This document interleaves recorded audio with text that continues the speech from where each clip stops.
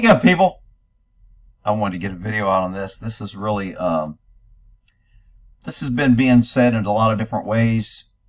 I'm no junior fan of this guy.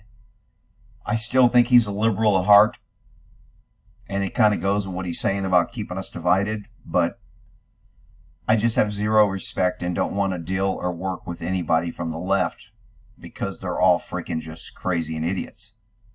However, you should not discount what is being said because who is saying it. So Robert Kennedy here, Jr., is saying some serious truth bombs. This is a war that should have never happened. It's a war the Russians tried repeatedly to settle on terms that were very, very beneficial to Ukraine and us. The major thing they wanted was for us to keep NATO out of the Ukraine. The big military contractors want to add new countries to NATO all the time. Why? Because then that country has to conform its military purchases to NATO weapon specifications, which means certain companies, Northrop Grumman, Raytheon, General Dynamics, Boeing, and Lockheed, get a trapped market. In March of 2022, we committed $113 billion. Just to give you an example, we could have built a home for almost every homeless person in this country. We then committed another $24 billion since then, 2 months ago, and now President Biden's asking for another $60 billion. But the big, big expenses are going to come after the war, when we have to rebuild all the things that we destroyed. Mitch McConnell was asked, can we really afford to spend $113 billion to Ukraine? He said, don't worry. It's not really going to Ukraine. It's going to American defense manufacturers. So he just admitted it's a money laundering scheme. And who do you think owns every one of those companies? BlackRock. So Tim Scott, during the Republican debate, said, don't worry, it's not a gift to Ukraine, it's a loan. So raise your hand if you think that that loan's ever getting paid back.